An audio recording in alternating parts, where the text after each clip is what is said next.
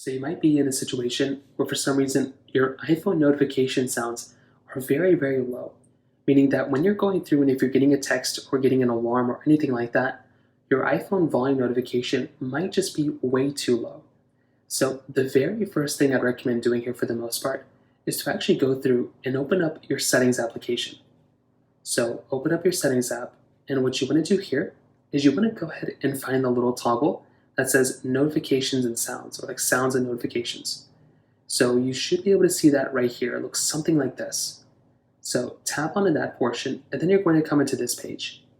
Now what you want to do here is you just want to go ahead and make sure that within this panel, your notification sound right here, like your ringtones and alerts, this is enabled, and this is on for as loud as you want your sounds to be loud on. If this is like very low, if it's like all the way down here, it's going to basically be on silent. You want to make sure this is as loud as it can be so you can hear the sound, just like how I heard it here. Now you may have seen something interesting too. That little ringer on-off switch that comes up or down. You also want to make sure that your ringer on-off switch, which is right here, or your action button, you want to make sure you're basically not having your sounds or alerts turned off.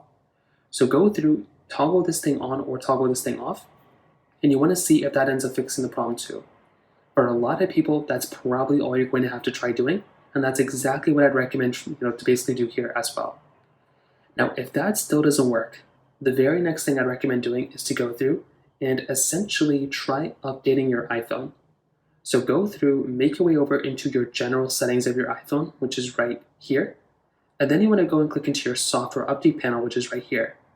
So once you're here, what you want to do is you want to click on this Update Now button, which is right here.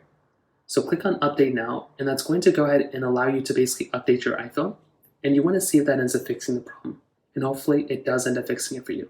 So those are basically the main ways to go and do it. If you have any other thoughts or questions, please let me know in the comment section below. Hit the like button, that would mean so much, but definitely hit that subscribe button. More importantly than everything else, I love every single one of you guys. Hopefully I'll catch you guys in the next video. Peace out till then.